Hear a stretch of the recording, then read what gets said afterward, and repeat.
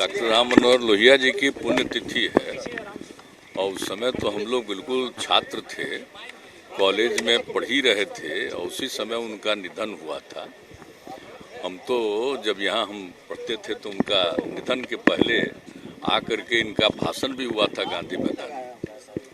हम एक छात्र के रूप में इनकी बात सुनने आए थे और जब हम बच्चे रहे हैं उस समय भी अखबारों में इनके बारे में पढ़ते रहे हैं और उनको सुनने आए पहली बार, मुझे बड़ी खुशी हुई। और इनके विचारों से तो आप जानते ही हैं कि हम लोग सब प्रभावित हैं और आप सबको मालूम है कि गांधी, लोहिया, जयप्रकाश सबके विचारों से ही आगे हम लोग काम करने की पूरी कोशिश कर रहे हैं। तो उनकी पुण्य आज तो जानते ही हैं, आज ही के दिन बहुत कम उम्र में उनका निधन हो गया था।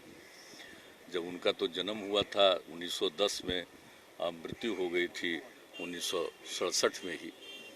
तो बहुत कम उम्र में इनकी तबीयत खराब थी, इनकी मृत्यु हो गई थी। ये सब लोगों को बड़ी तकलीफ हुई थी, लेकिन इनका जो विचार है वो आज तक एक एक आदमी को मालूम है और हम सब लोग उनके विचारों को ही अपना करके आगे बढ़ने की कोशिश करते हैं। तो आज के अवसर पर, उनके जन्मदिन के अवसर पर भी आते हैं, पुण्यतिथि के अवसर पर भी आते हैं।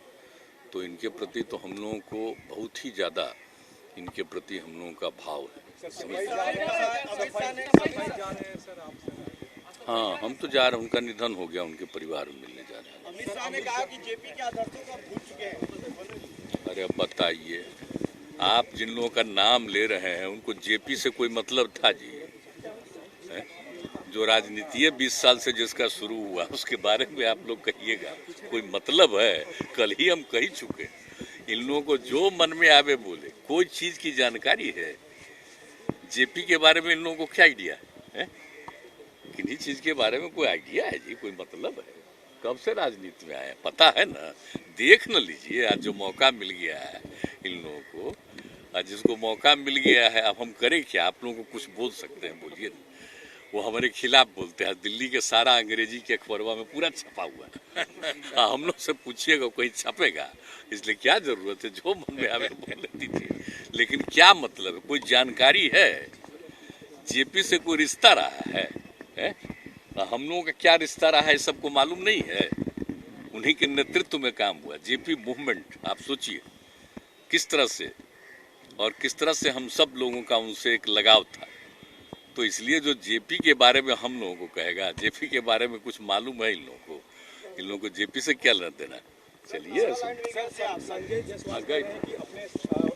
नागालैंड में भी तो जेपी को बहुत मानते हैं लोग। आपको मालूम है कि नागालैंड में 3 साल रहे हैं, 1964 से लेकर के 1967 तक जेपी वहाँ रहे हैं और वहाँ के लोगों का बहुत प्रभाव है जेपी पर।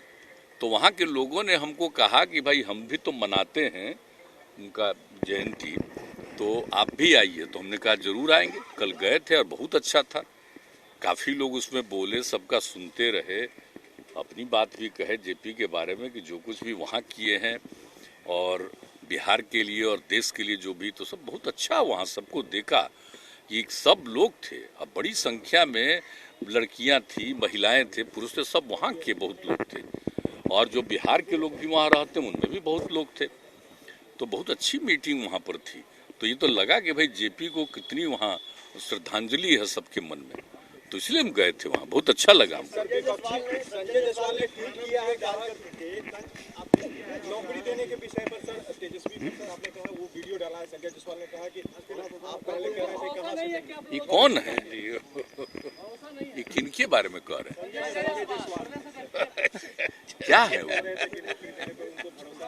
70 के दशक का रिकॉर्डर आपको अरे तो आप जान ना लीजिए, उन्हीं से पूछ लीजिए ना कि आरजेडी में कब थे।